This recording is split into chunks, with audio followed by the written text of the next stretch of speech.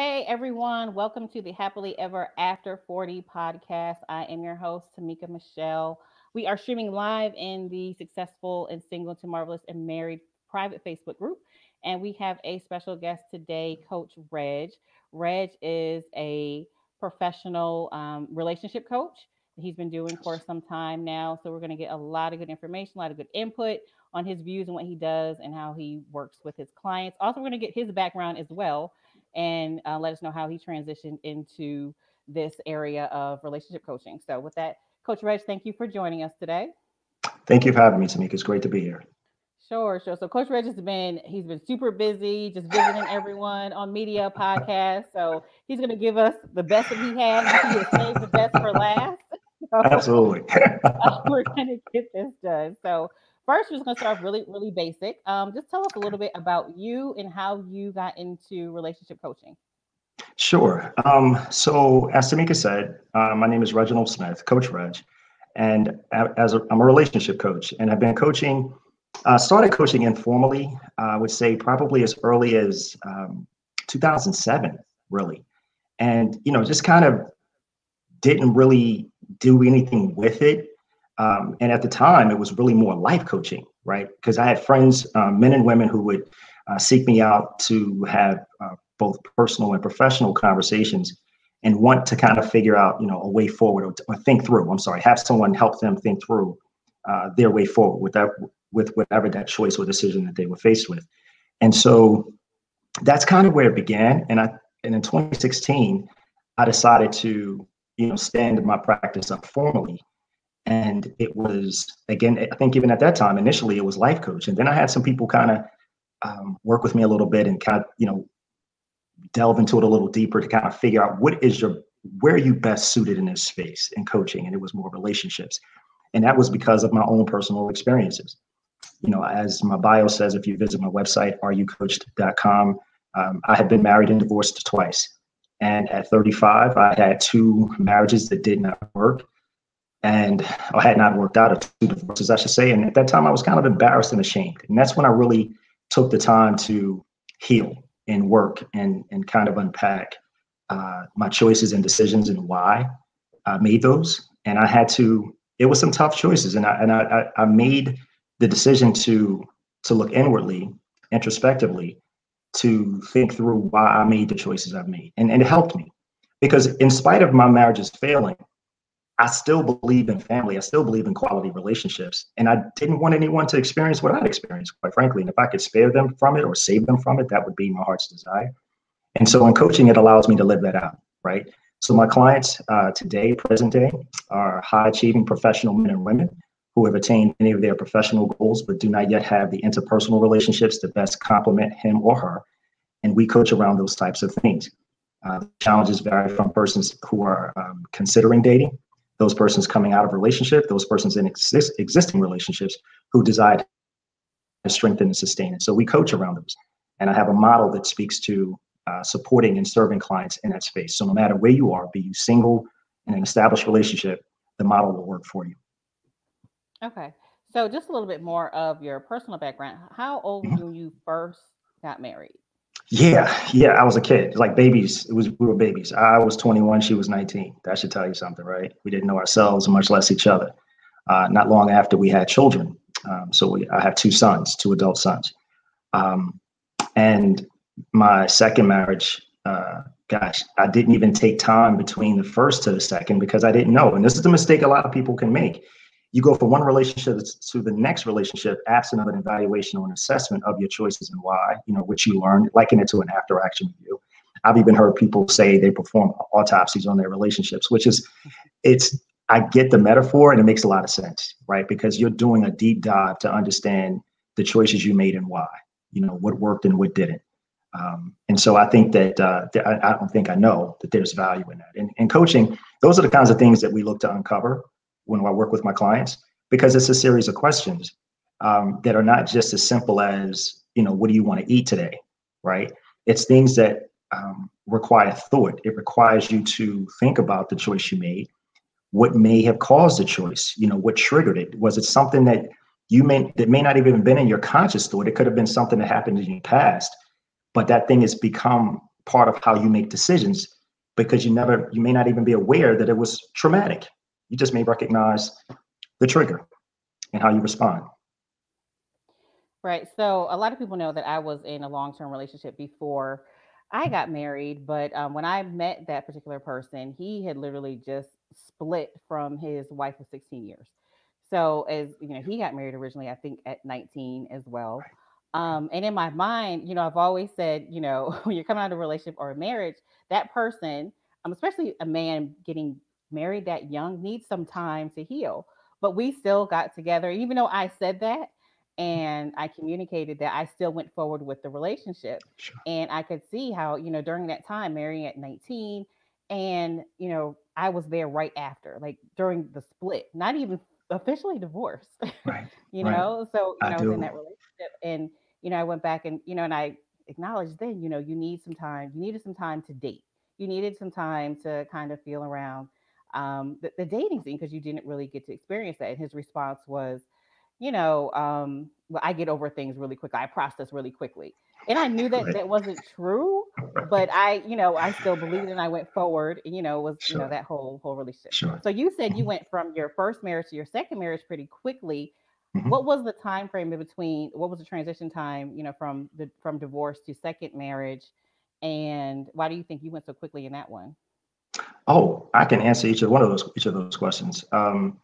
The transition, my divorce was final, and I want to say it was March of '99, and I remarried in October 2001. And it was it was it was all kinds of bad. Much like you said a moment ago, you knew that you shouldn't have continued with that person, knowing that he was not yet divorced.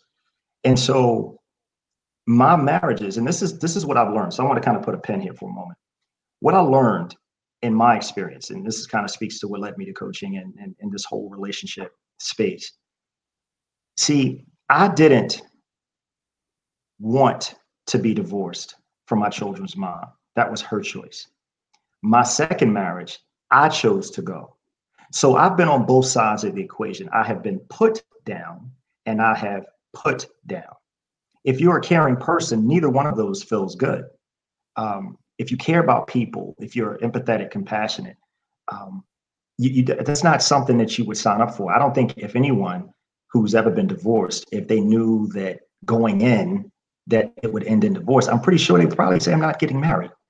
But the thing about my second marriage, because I wasn't even ready on so many levels, because I didn't even understand why my children's mom no longer wanted to be married. I processed it as, you're blowing up our family. Why are you doing this?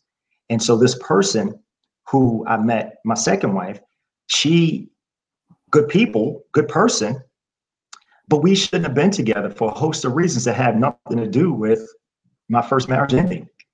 See, what happens is sometimes when we don't want to face our realities and face our truths, we go on to the next thing called a distraction, because it's not the thing that hurt us. It's not the thing that disappointed us. It's not the thing that frustrated us. It's not the person. And so you move on to it, absent of really looking at what went wrong, or even in my case, didn't even take the time to understand it. I just was down. I mean, my first marriage was devastating, emotionally, mentally, financially. It was tough. And so my second wife, um, we were cool. We were good. I can't say we were friends. We became friends, right? And now ultimately, or eventually, we married. But what I knew was that we shouldn't have been married. Again, for a host of reasons. The bigger, the but the most, well, the biggest reason being, I didn't even deal with my own stuff because I didn't understand it. And so until I had clarity or peace around that choice, or I'm sorry, around that experience, I really shouldn't have been in any relationship, quite frankly, because the reality is when a person comes out of a relationship and there's someone right there in the wings, that's often a rebound, is what that's going to be. So you get what comes with that. And we know going in, like you said, Tamika, you kind of knew it wasn't a good idea, but you went forward anyway. And I think the intuition that comes with that comes with the things that are presented to us, we have to trust that. Women have tuition. Men, we have guts. We say our gut feeling. But the bottom line is they both are intended to guide our choices. And oftentimes we're not willing to listen. And it can cost you greatly. It costs you dearly when you do that. So there's a moment of caution that I think is wise to take, and that I've learned to take. And like I said, this is what led me to coaching. It's what I have learned. Again, if I can help people not make those types of choices, not because I think that's what you should do. It's not my opinion. Coaching is not opinion. Coaching is not advice. Coaching is helping clients come to their own conclusions by asking questions that require them to think about their choices, to make the most informed decision possible that will serve and support them in their lives, their loves and relationships. Right. So that kind of takes me to a post that I put in the group last week as well. And the post was basically, until you're comfortable being single, you don't know if you're going to be with a person out of love or loneliness. Do you agree with that statement? 100%. 100%. I do, because it speaks to, again, knowing who you are, what you desire, and why. Something else I focus on a lot with my clients is values. There's a values exercise. If you don't know what your values are, there's a values exercise that I work with clients on to help them identify their values. Your values are your guide, right? Your values can be that beacon that, like, if this doesn't feel right, this doesn't seem right. If you're clear on your values, when you're in situations that align with them and situations that don't. And I'm not suggesting that values have to be identical to your person, but values should be respected minimally.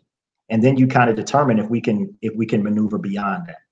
But I think it's a values proposition, Tamika. I really do. I think you need to be whole. See, because two whole people can recognize each other, but two broken people can't see straight. So yeah, it's imperative for you to know who you are and what you want, desire. Yeah. So I'm gonna read. There's a couple comments over here in Oh, the okay. chat. So Sure. someone does. You just made a comment. No one wants to feel the pain, but you need to go through it. And I think again, a lot of people kind of jump from one relation to another. Absolutely. One out of loneliness for some. But it is imperative that you actually go through that. It's just like the 5 stages of grief. It's a relationship is it's grief. It's a loss. Absolutely. It's a That loss. you have to Absolutely. process. So, yeah, and then I see another comment here saying, for me, the second marriage was subconsciously more about proving to myself that I was a good wife and less about him being my person. And she couldn't, or he or she couldn't see that. I can't see who posted that, but Sure, no problem. So, yeah, I mean, I think what you're saying, two broken people can't see straight. That's a great line. they can't. Because here's the thing: we come away from relationships with a lot of questions, especially if you didn't ask for it, right? If you're wanting your family, like I grew up, my story was my parents divorced when I was 10. And I remember thinking as a 10-year-old child and I remember saying this, if I ever get a wife, if I ever get kids, I won't do this to them. Now, let's be clear. I didn't know how you got either one of those at that time because I was 10. But I just knew that I didn't want that reality. I didn't want to be like my parents. I didn't want to be a broken home. And here's a challenge. Here was the mistake.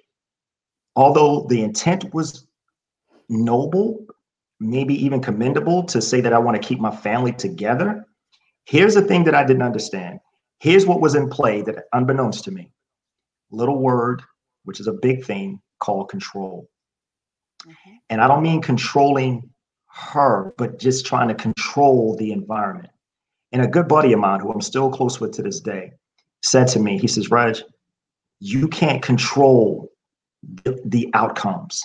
He says, it's like, imagine having sand in the palm of your hand, and you close your fist, but your hand is full of sand. There's some that's going to slip through your fingers.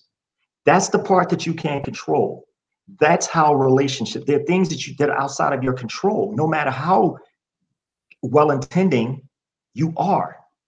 And see, unbeknownst to me, and maybe this was some of it, my desire to keep my family intact, my then wife may have perceived that although we were young, although we did not know ourselves, although we didn't know each other really well, she may have perceived it as, you're smothering me, because I'm so determined, because my subconscious has said as a little boy, this won't be my story. And I could have very easily been projecting my desire to keep my family intact onto her. Did not know that what was going on, didn't know that what was going on, didn't know that was going on, certainly did not know how to articulate it, definitely didn't share it with her. She's just experiencing it, perceiving it, and receiving it, and it's hot. She's like, I'm not suggesting that was the reason. Let me be very clear. What I'm saying to you is this. It is the awareness of something called self-awareness and remembering that any relationship is a shared responsibility. Both parties in a relationship are culpable. Will one person do something more egregious than the other? Possibly. But your participation, regardless of how much or how little, equates to a shared responsibility, because we all have choices and none of us are perfect and we're all flawed and fallible. And so because of it, we have a responsibility. This is what I mean by uncovering and unpacking and discovering, okay, where do these choices come from? Where do these feelings come from? What's the genesis of those? Because when you're clear on that, you can better understand your choices, much like you asked a moment ago, Tamika. When you know what you're feeling and why, you're okay being alone because you accept some things. You learn to accept some things. It doesn't mean you like them. Doesn't mean you don't wish you had a different story. But the reality is you learn to accept them because this is what it is. This is the part that I can control. Now, if I meet someone that has similar values, we get along. There's some chemistry there. We learn that over time that we get to know each other, that we become compatible. There's some spaces where we're compatible. That's wonderful. But you recognize that although that's what you would like to have in your life, you don't need it to survive. And I think the challenge is getting to that point, because sometimes the lonelies can drive our choices. And you recycle people that you know shouldn't be recycled, or entertain folks that you shouldn't entertain. Right. I was having a discussion with someone earlier this week or last week, and we talked about basically how most people, we see marriages or we see couples when we're being raised, whether we're in Mhm. a two-parent household, single-parent household, but we kind of model that and we use it as an example. But so many people, and you and I have talked about just having a passion for what we do. You have a passion for relationship Yes. coaching. I'm on the other side of dating coaching. Um, but most people don't have a good example of a great marriage. Mhm. My parents were married for over 50 years, Mhm. but it was not what I consider a great marriage. And so I had to, Mhm. at some point say, okay, these are the things that were good. They stayed together, longevity. That was great, right? Right. But, in that, I also learned that, some of the things my mother may have tolerated, I learned tolerance too. And that was not a good thing that I took from that. And so you Right. have to be really conscious of the things the relationship that you look to, the one that's Yes. closest to you, and what are the good things, what are the bad things. Some of the things you're taking, is it something that you really do want to take? Like, I didn't tolerate the same things that my mother tolerated, but I tolerated tolerating, Yeah. things that Tolerance. were not Yeah. acceptable. Mhm. Absolutely. So I And don't know if that's something you see as well. yeah, I think it's true for all of us. Again, it goes back to the evaluation. It goes back to what do I feel and why? Really asking yourself, where does this even come from? Why is it that I feel this way? And I think it can seem overwhelming to think of it that way. And people are like, man, I ain't doing all that. I'm good. Because we operate out of our conscious mind. And you think about our dreams, right? Dreams happen from the subconscious. So think of it like your conscious mind is a guard, right? And a sentry, if you will.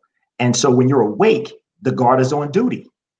And when you go to sleep, the guard is off duty, and your subconscious is like, hey, we can do everything, right? We can go do, think, dream, what have you.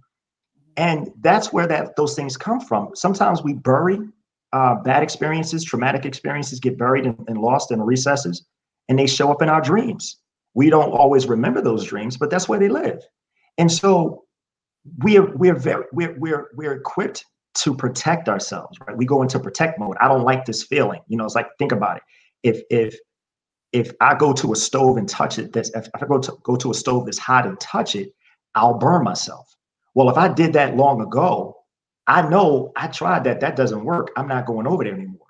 Never mind, doesn't mean that every stove is hot just because you see a stove. Some are on, some are not. But you have to be able to stop to say, wait a minute, just let me assess this situation. Do I need to touch this stove, or do I need to go near this stove, or do I need to steer clear of it? And just because we have a bad experience doesn't mean we can't move. It's like, oh no, I don't ever want to go near it. No, assess it. I didn't say go do it, but let's be smart about our moves. Before you may have thrown caution to the wind and just said, I'm going to go. Now, because you know, that stove is hot. Maybe I need to think about that. And it doesn't mean that the stove is bad. It just means that I need to make sure that stove is off before I go near it. And I think that sometimes we don't think it sounds trivial. I know that may not be the best example to illustrate it, but the reality is, I say that to say that sometimes people stop because of an experience that they had. And they're like, I'm not going to ever do that again. Not recognizing that your experience does not define the thing or the person that it looks like, or that something has been presented. It seems like, oh, this is the same thing. Not necessarily. That's why you want to ask questions. If you see somebody, meet somebody, getting to know someone, even in an existing relationship, and they say or do something that is off-putting or that gives you pause, instead of assuming because you were triggered that that's what this means, or that's what this is this is what the outcome of this is going to be, ask a question. Your person may not even be aware that the thing that they did or said triggered you. And a simple conversation and an explanation can diffuse potential conflict and confrontation.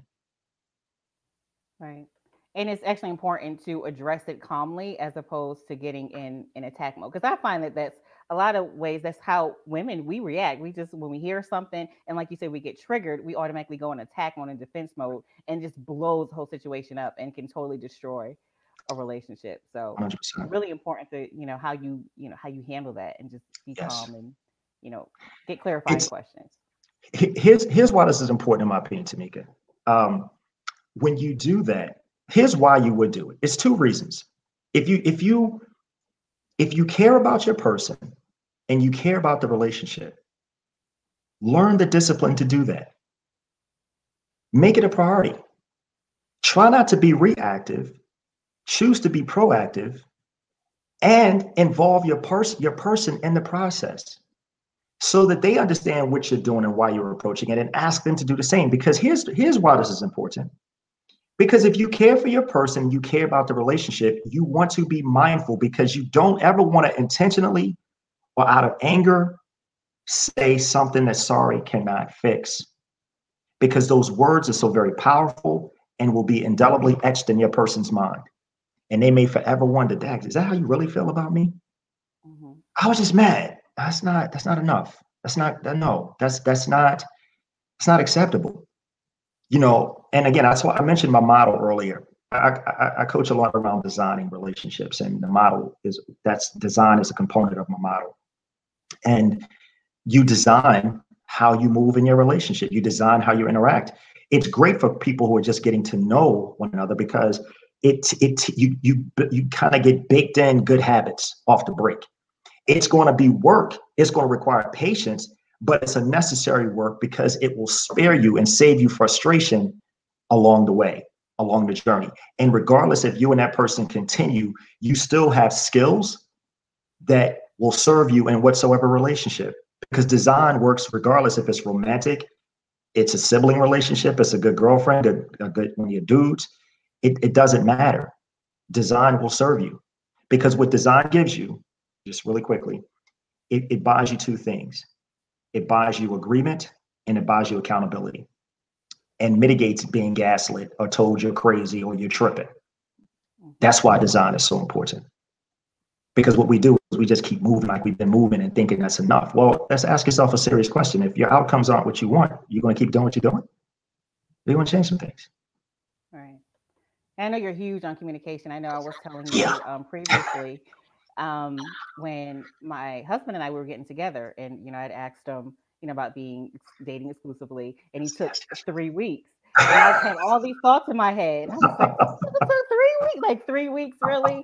And then, but during those 3 weeks, ultimately he was thinking, and I Yes. took it as he was trying to, perhaps, my mind took it, he was trying to blow me off. He wasn't going to acknowledge it. And I was like, I refused to bring it back up, but I was still really cool. We still went out, we still talked. I didn't have attitude or anything. And the first thing you said after that was, because you have asked him a question. Like, could you ask him something? Because you've gotten some clarification. And I was like, oh, good deal. Now we're married. So like, we're married. We have kids. Like, we're good. But the first thing you said, could there have been a conversation about that? Yeah. Because here's the thing. Stay on screen with me. It's okay, unless you just want to be off. But I did.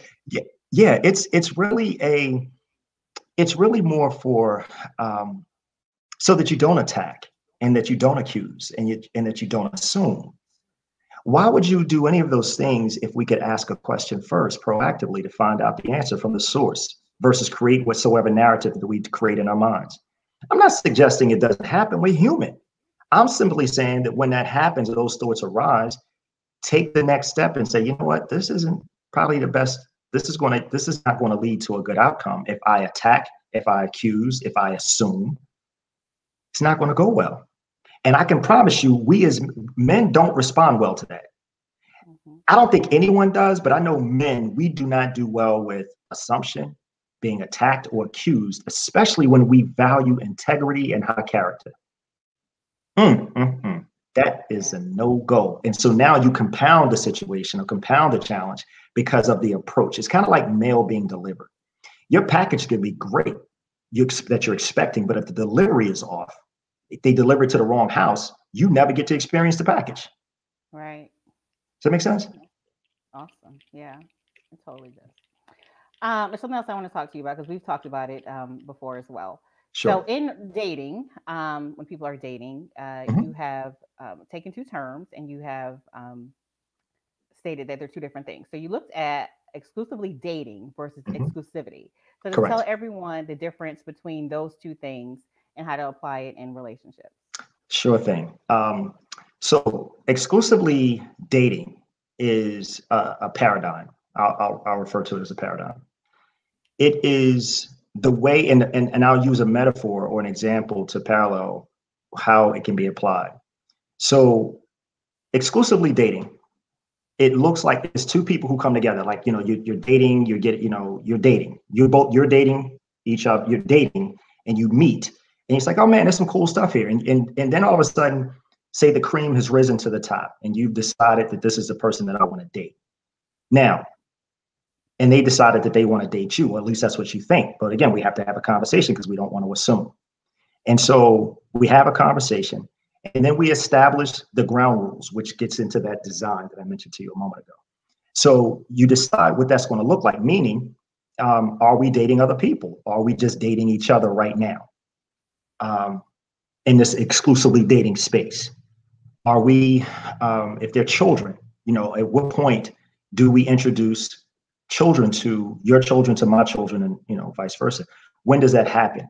Do we even do that yet in this space? Do you meet the people that are closest to me and mean the most to me? Am I ready to do that? We talk about those, kinds of things because you're defining the scope or the space of exclusively dating. Here's why this is also important before you tag and title somebody as that's my boo, that's my person.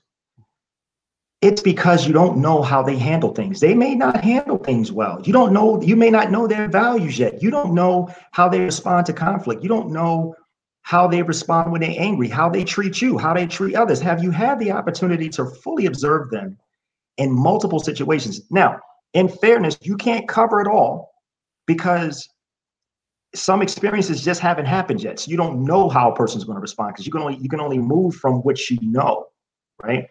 But the point there is you're doing it with caution to ensure that I can make an informed decision, because at this point of exclusively dating, the space in exclusively dating, what I'm doing and what this person is doing, is information gathering and data gathering, information gathering. The reason you do that is to make an informed decision to determine if you want to be exclusive, like moving from exclusively dating to exclusivity.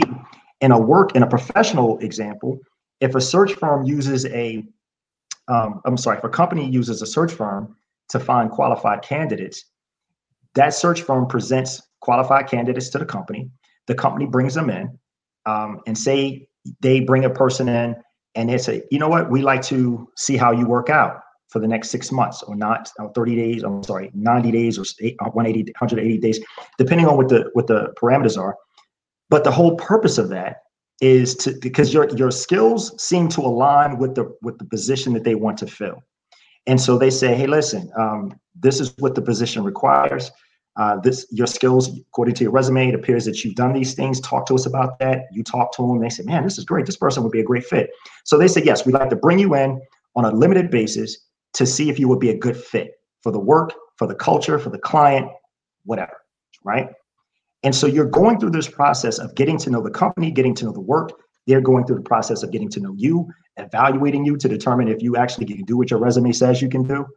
And at the end of that time, be it 90 days or 180 days, you now come back to the table with a conversation. Or listen, how do we'd like to extend you an offer. Or they may say, you know what, we appreciate you. Appreciate your time. Thank you for your contributions. But thank you. It's time to terminate the relationship.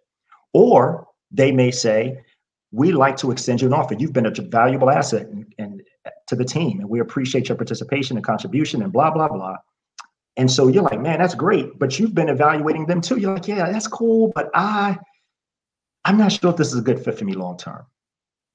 And so in that example, both parties have a choice can make a choice. They have a decision to make to continue or discontinue. Just because one wants to doesn't mean that the person who doesn't want to should.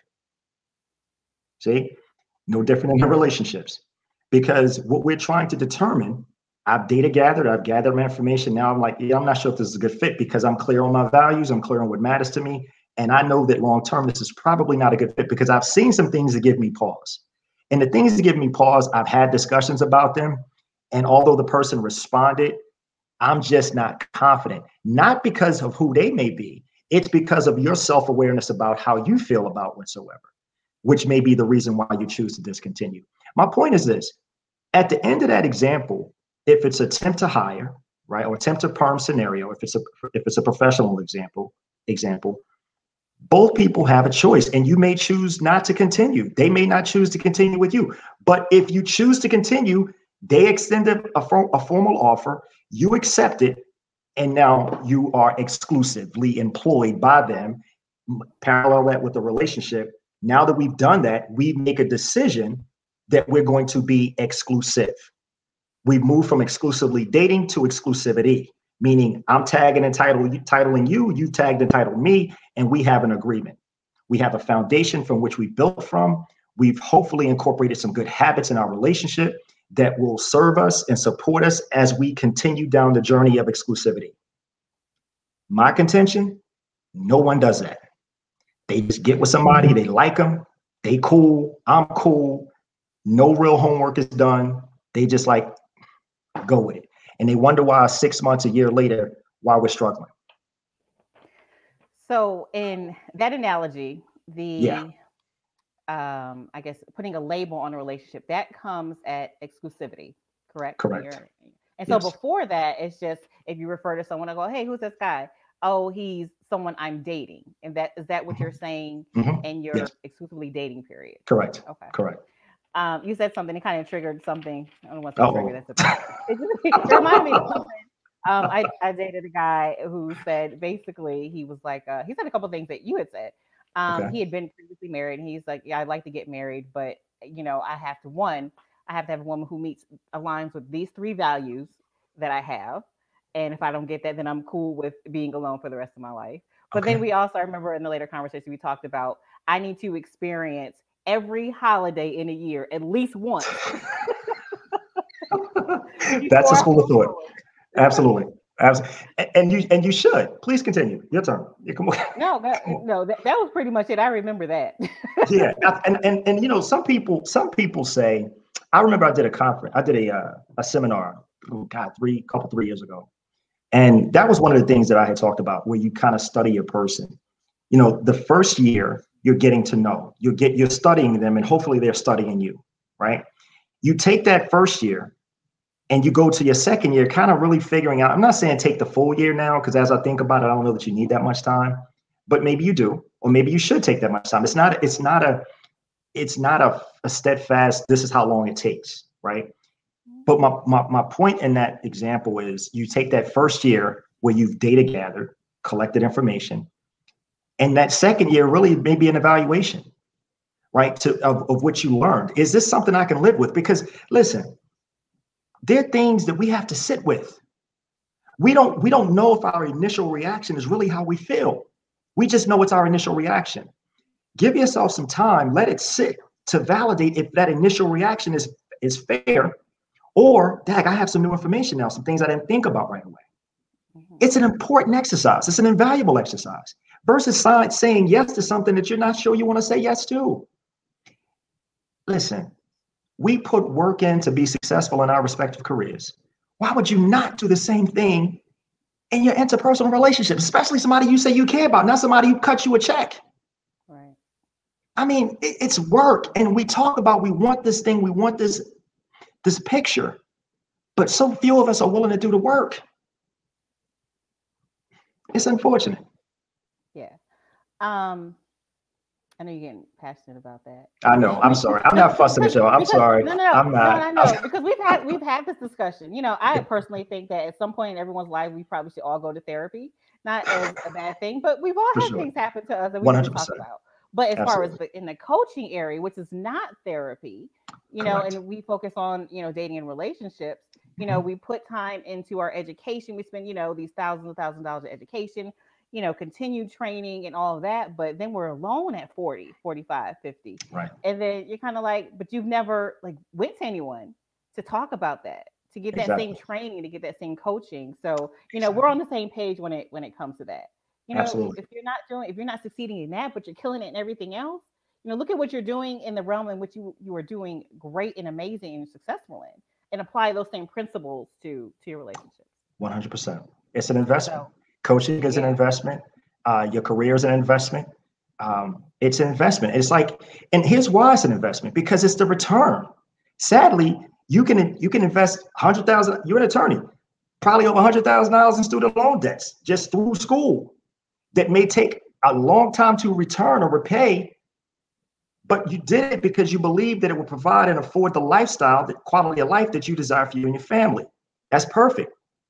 But just like with any other career, when you invest in your 401k or contribute to your 401k, that's because you believe at the end of the rainbow, it's going to be a bucket of money waiting for you. You don't spend everything right now. This is not an expenditure. It's an investment. You want a return on your investment. The return on your investment in relationships is learning the skills, and in dating, and learning the skills and tools that you need to be successful so that you can recognize if you're wasting your time, because it is the most valuable commodity we have. So why would you not take time to say, let me figure some stuff out before I step out here? You didn't just start becoming a lawyer. You had some gates to go through. So if you were willing to accept those gates, becoming an attorney, for example, why would you not put yourself through some gates to ensure you're successful in your relationships? And not just, well, I want to do it, but I don't want to do the work. Well, I don't think you can just be an attorney because you want to be one. I think you got to do some work. Right. I don't know. I don't want to trivialize it, but I mean, Jesus. Let's talk about something else. So yesterday I did a video in the group about an article, and you read the article previously, but it was basically about high power, high performing women. They basically attract toxic men. And I spoke on it, and you had a session in your group, which we'll mention at the end of the program. And your topic this week was, why can't I let go? So how did you combine those two, your topic versus the article that you were recently reminded of? Yeah, it became additional content is what it was, because there were 3 things covered in the article. And I think I only had one. I had 2 other things. There was one that was predicated in loneliness. There was one that was high achieving women, which kind of aligned. It aligned with the first one about high performing women, because they're perfectionists and they work hard. They got to make the relationship work too, because they don't fail in their workplace. So I'd be doggone if I'm gonna fail in my relationship. And so it's basically, it's funny. I just thought of this. It's kind of like the whole thing about throwing good money after bad, just basically pouring into a well that you're never going to get anything out of. It's the same concept. This person is not working with you. You're doing all the work thinking you can save it. I used the example in my when I shared this was like trying to plug a ship. If you're in a boat, imagine a boat that's sinking, that's full of holes. You're one person in the boat, and it has more holes than you have limbs to plug to cover, right? So you're going to go down. It's the same thing in a relationship. You can't save it. You can't salvage it alone. There has got to be mutual participation. I'm not suggesting it's going to be equal all the time. What I am saying is that there has got to be an effort demonstrated on both sides. Both people, what did I say a few moments ago? In any relationship, the reason you do it is because you care about your person and you care about the relationship. And if those two things become untrue, you have a different problem on your hands. Now, back to the article. Those other two, hadn't thought about, because I did a topic on narcissism as well, narcissism and empaths, or narcissists and empaths. Not necessarily diagnosed narcissists, but those who exhibit and demonstrate narcissistic tendencies. And there's a difference, because a lot of people behave a certain way. And quite frankly, that's who they are. That's the toxicity, which was interesting. Toxic and narcissism, that goes hand in hand in a relationship, right? And so it makes sense that that type of person, be it a man or a woman, right? Because you serve men and women, do you not, Tamika? No, just women. Just women. I'm sorry. I'm sorry. I apologize. I thought you served men as well. But narcissistic tendencies, can be present in both men and women. Maybe not as prevalent in women as it is men, but it's definitely there. But we can focus on how the toxicity in a relationship. Narcissists tend to be very charismatic. They seem to be very engaging. They seem like they care until you're drawn in. And then once they know they got you, they're off to all the stuff, all the words, the flowers, the roses, the trips, the whatever things that you were doing to, oh God, this guy is great. Oh my God. Okay. Tread lightly. Let's see how this thing goes, because he about to trip on, and you got to pay attention. And that's the toxicity, because now what you got that perfectionist kicking in, and she's trying to fix him, especially when he starts to drift and starts to mistreat you and not treat you as he once did. You're asking, is it me? What can I do differently? What did I do? And you're trying to save something, much like the first example of a high performer. She kicks in and she's trying to fix this. And the third one was, it's a kicker here. That good. Get you every time. Get you every time. Phenomenal sex. You know what I'm saying? Right. Oh, that thing, listen, it's hard to there were people in my group, because I serve men and women. There were people in my group, women in particular, who said, why can't I let go? Was because the sex is hard to let go of. They're like, you don't understand. I know, it just be calling you. I got it. Okay, Pookie. Remember that? You know what I'm saying? But no, but sincerely, it's difficult. And I'm not suggesting any of this is easy. It requires a choice. It's a step-by-step. And listen, how do we eat an elephant? If you were to eat one, right? One big bite or one bite at a time? It's one bite at a time. Because you got to give yourself grace when you're trying to overcome something. When you're trying to let something go that you know isn't good for you. You recognize it's not good for you, but you also recognize you're not yet strong enough to move past it.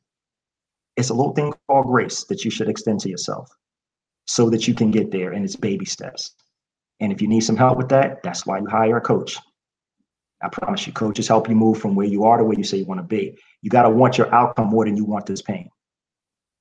Yeah. It's one thing to say it, but it's another thing to live it. I'm sorry, Tamika, please. So I was saying, in my 10-year relationship, before that, I was used to whatever I did and I said I was going to do, I did it, and I succeeded and I overcame it and I did it well. So so about year 2 of that relationship, my father was kind of like, I think you need to cut your losses, like right here. And my mom like, no, I'm going to do it. It's going to work. And I'm going to put all what I can and do what I can. And it's going to be great. But Right. I should have cut my losses. But you had to have that experience, right? Yeah. And you learned and you grew from it. See, here's the thing. You had your experiences. Many of us have had experiences, right? But no one could tell us, because we had to work. Much like you mentioned the guy who was coming out of a marriage that you were with, right?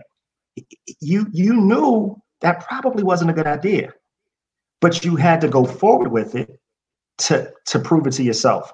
And it had less to do about you always finishing what you said you were going to finish, and more about accepting the reality that you could not control. or the outcome that you couldn't control. And that's growth. So good on you. Yeah. So the other part of this article, basically Yeah. said, when things start to go sour, things start to change, when, Mhm. the man changes, things start to become toxic, it's really hard for, again, high achieving women to come to that conclusion and let go. It's like, Yes. again, what I was saying, you want to make it work. Mhm. Like you said, it's not hard. I mean, it's not easy. It's No. definitely a process. And that's what I tell people. Yes. It's a process, and the process I had to go through. My Mhm. transition, period was, over 10 years, 10, 15 years. And so now, when I work with people, like I'm trying to get you to not spend 10 years, 10 plus years in getting out of a situation, but learn how to come out of it a little bit quicker and get to know Absolutely. yourself. So, who are your typical clients that come in to see you? Hold on. I'm sorry. I missed it. Your typical clients that you Oh, have that come to you. yeah.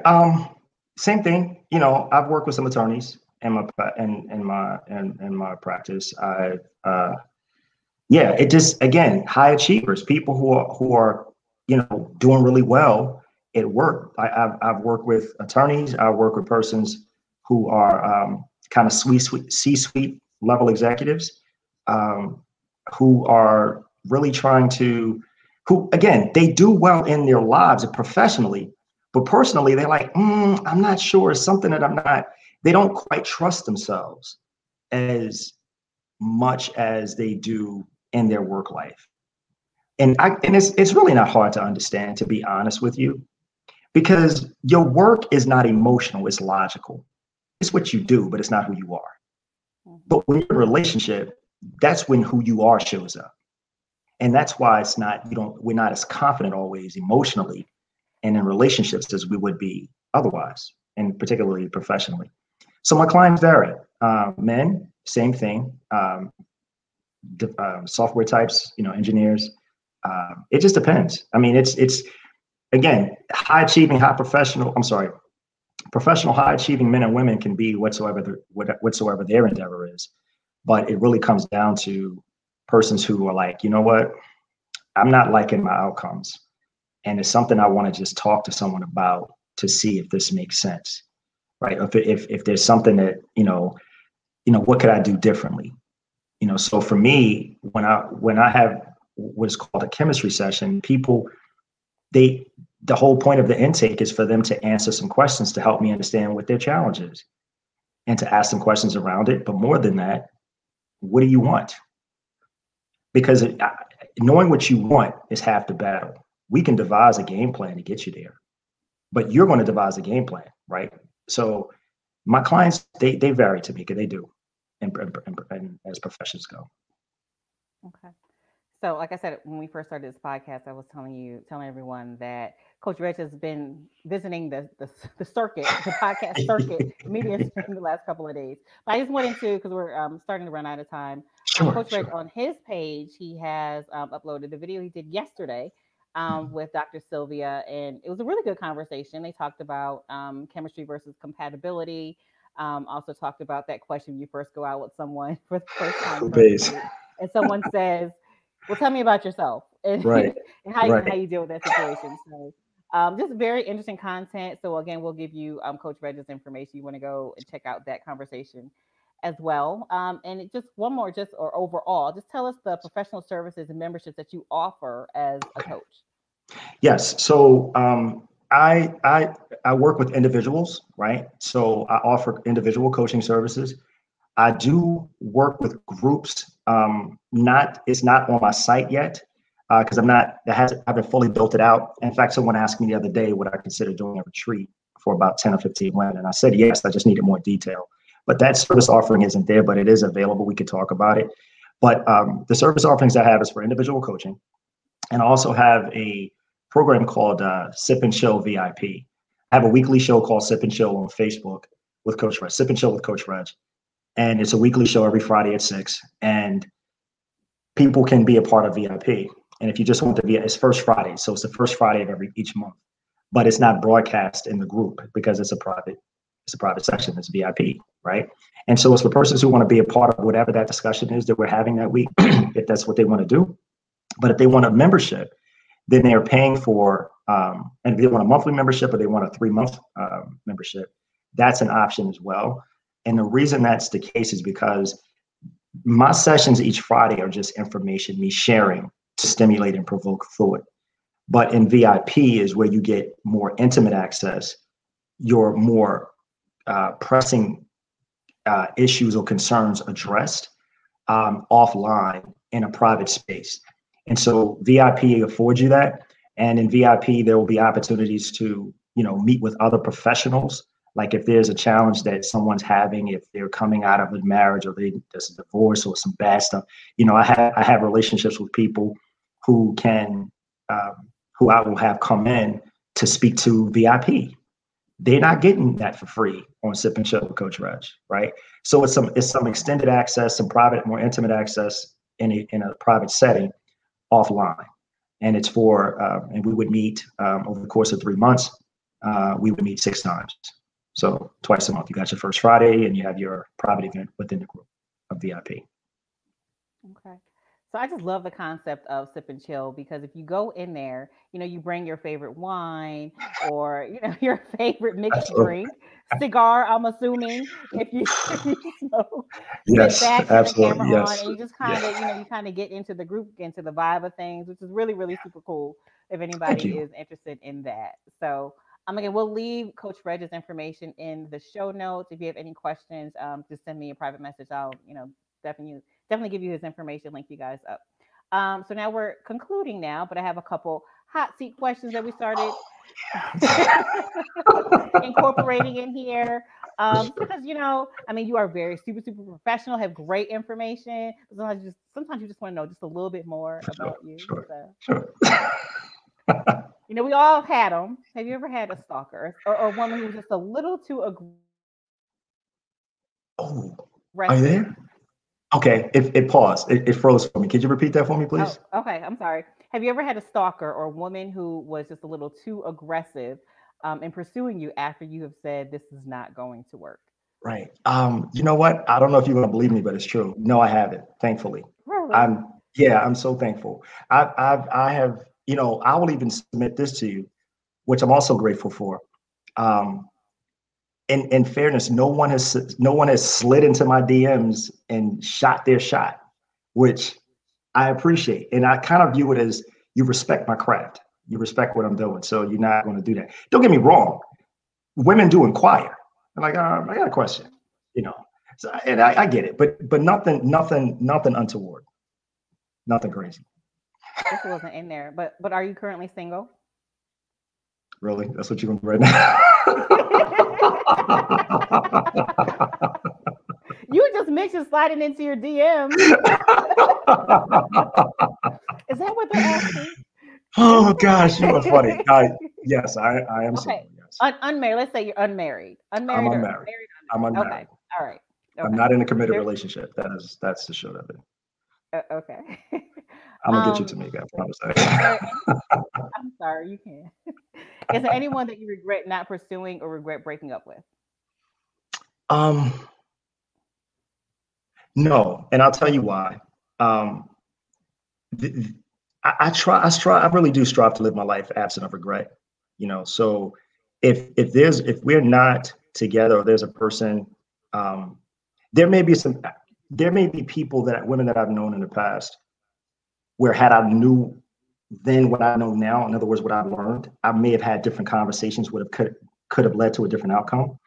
So I don't necessarily feel they got away. It just wasn't meant to be, right? Um, I've had 2 experiences um, in my life with women that uh, really impacted me emotionally, and I'm grateful for that because it allowed me to recognize that has to be in play. I used to just go straight to emotionally connected, but it's really you have to be emotionally drawn first, and then emotionally connected follows if it's going to be that. And I would submit to you that becoming emotionally drawn to someone, be you man or woman, but particularly for men, um, it's necessary because absent of that, any woman is random. But if there's an emotional draw and subsequent connection, that means your choices go different because you weigh the cost, you count the cost of your choices. So, no, I'm grateful for those experiences, but no, there's no one that got away. that I feel. There's some that I may have wanted to maybe see about, but I think one of your questions was about ghosting, right? Yeah, yeah. I got ghosted a couple times. That dish didn't feel good, Yeah. you know. But Well, that is a subsequent question. Have you been ghosted? Have you ever ghosted anyone either? no, no, I wouldn't. I wouldn't do that. I wouldn't do that because I'm a confident man. So I'm going to share. I will tell you tactfully and respectfully, not to make you feel badly if it's not what I want, because that's one thing that I do have to deal with. In fact, it's the least, it's the thing I dislike the most about what I do. It's the unwanted advances, right? Or people saying, hey, or trying to gain favor by having kind of like superfluous conversations or superficial, shallow, just let me see if I can engage him. I'm like, I see this crap a mile. I'm not doing this with you. And so yeah. So I don't ghost people, but I'm like, you'll know from my responses, little thing called social cues. Don't know. We're not doing that. The answer, you'll get an answer, but it's not going to be any smiley faces, emojis, or nothing that suggests interest. Because the problem is, and I think you and I spoke about this before as well, Tamika, men and women mistake someone's politeness and kindness for interest, and they Right. don't verify if it's indeed interest or they're being polite. And so I find myself having to, not find myself, not often, but occasionally having to have conversations with folks because of that, to just say, hey, no, that's not what it is. And I love this. This actually happened once. And this was, I shouldn't say I love it, but I was grateful that I handled it the way that I did. There was a lady that I met at a conference, and we spoke often. At the time I met her, she was in a relationship, and she was all excited because she's like, oh, you don't work with people who are in relationships. And I was like, I do, but I work with those individuals, blah, blah, blah. I said, but she said, my girlfriends, I thought my girlfriends would probably need your service because they're all single. I said, well, I work with men and women, but I started explaining it to her. Here's the point. Maybe 6 or 7 months later, her relationship was ending or had ended. And it wasn't, it was it was an unfortunate thing, but I kind of worked with her through some of that. Right. And so I had called. No, she said she had something to tell me. And so I said, okay, I'll call you tomorrow. And when I called her, she had texted me the night before, and she said whatever she said. And I responded because I'm not thinking about you that way, because that's not what this is. Unbeknownst to me, she's in her feelings based on how I responded. So the next day, because I told you, call you tomorrow. She says, yep, call me tomorrow. So I call her next day. She says, why did you respond the way that you did the night? I was like, excuse me? What are you talking about? Because I'm not even looking at you this way. And so she says to me, I thought we were better. And I said, well, could you please share with me what I said or did to give you that impression? And she says, wow, you really are professional. I said, yeah, this is what I do. Because I know I didn't mislead. I know I didn't mislead you. There was no innuendo. There was no deceit. So no, I don't play with my practice, and I don't play with my brand. So yeah, I'm pretty kind of direct and stuff, but not hurtful. Yeah. Okay, I understand. Sometimes it takes us a minute to get there, though. I used to be a lot more blunt when I was younger, and I'm not as blunt now. Like, I have learned to think and say things, communicate things that would be received a little bit better in my Fantastic. marriage. Good for you, Tamika. So, okay, way back when, have you ever told someone Yes. that you love them and really didn't? Now, I know you wouldn't do that now, but in Sure. your past. No, I didn't. I didn't do that. But you know something? Let me think on that. Did I say that? You know what? I probably have. You know how somebody says it and you got the knee jerk? Like somebody says, I love you, and say, I love you back. And you're like, I'm sure that's happened. Right. Mm-hmm. But I'll give you a different one. And this was tough. This was tough. My ex-girlfriend, many, many years ago, I shouldn't say my girlfriend from many, many years ago, we were driving, and she asked me, she says, do you love me? I said, of course I love you. What are you talking about? She said, okay. She says, are you in love with me? I said, I don't know. And that's what I said to her. And my point was, it wasn't easy, but it was the truth. And see, there's a distinct difference between loving someone and being in love. And I'm not going to tell you I'm in love with you if I'm not. I'm not going to even tell you if I love you. Tell you I love you and I don't.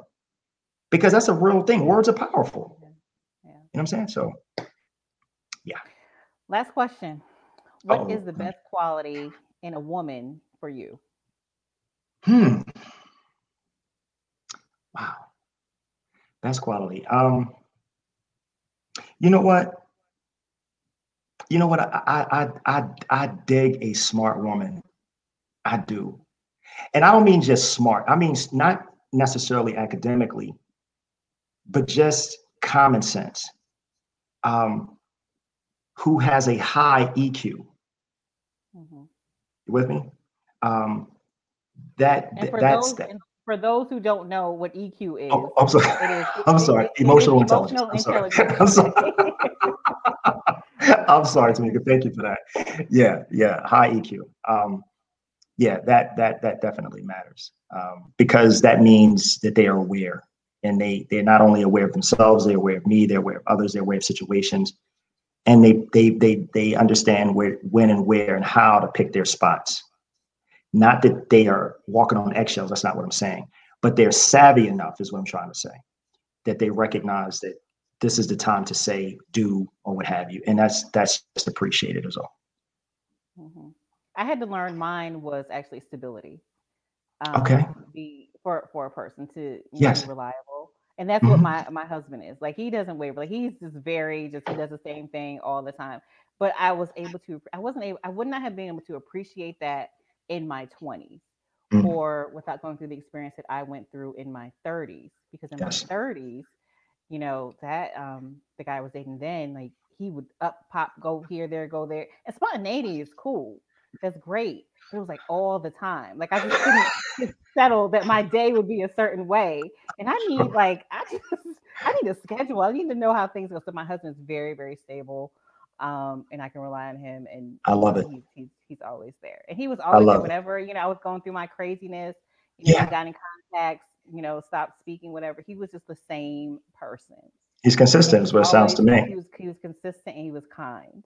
And Yep. so that's what did it for me. Like, that's what I think I fell in love with at the end of the day, is being stable, someone I can rely on. Yeah. That's and here's the beauty in that. I mean, that for you. No one can say, well, what is it? No, what is Tamika? Tamika knows.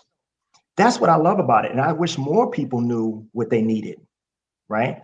Um, because I promise, like I said at the top of the conversation, knowing who you are and what you desire, it can be your beacon. It keeps you on task. It's like when you stray, you're like, this is how I get back on course. So good on you. I like that. Yeah. So you asked me earlier, you were like, no, Tamika, stay on the screen. The reason I don't is because there's a comment on here that says, Tamika, your expression is priceless. See, I don't need everyone seeing my expression. Oh, I got to cut okay. it off. Not only that, I'm usually taking notes. So Yeah, fair enough. Fair enough. And I'm sorry, because I'm accustomed to being on screen with Mhm.